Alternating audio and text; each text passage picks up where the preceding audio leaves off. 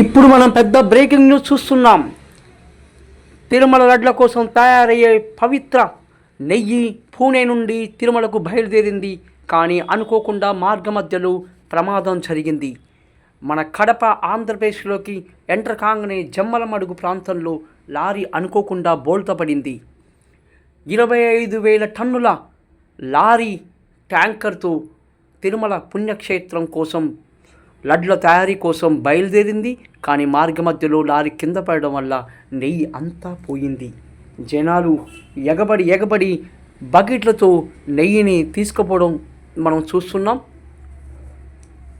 ఇక తీరా చూస్తే ఆ నెయ్యి మామూలు నెయ్యి కాదు, సాక్షాత్తు ఏడుకొండలవాడి పవిత్రమైన లడ్ల తయారీలో ఉపయోగించదని తెలిసింది. ఇక జనాల్ని ఆగబట్టే ముచ్చట లేకుండా పోయింది. ప్రతి ఒక్కరూ బకెట్లతో ట్యాంకులతో తీసుకెళ్లడం అక్కడ మనం గమనిస్తున్నాం. తీరా పోలీసులు రంగప్రవేశం చేసి జనాల్ని ఆగబట్టారు. ఈ లోపల 25,000 టన్నుల కేజీల నెయ్యిని తీరా చూస్తే కేవలం 500 కేజీల నెయ్యికి మిగిల్చారు. ప్రజలు ఒకరి మీద ఒకరు తొక్కిసలాట విపరీతంగా జరుగుతుంది. తీరా చూస్తే తండోపాలుగా వచ్చారు జనాలంతా. అక్కడ చూడండి జనాలు ఉన్నారు అక్కడ.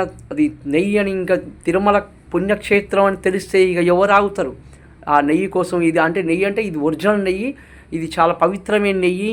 ఈ తిరుమల స్వామివారికి వాడే నెయ్యి అనగానే ఇక ఎవ్వరు కూడా ఇక సాక్షాత్తు ఆ లడ్లకే తిరుమల లడ్లు మా చేతికి వస్తున్నట్టుగా జనాలు ఫీల్ అవుతున్నారు.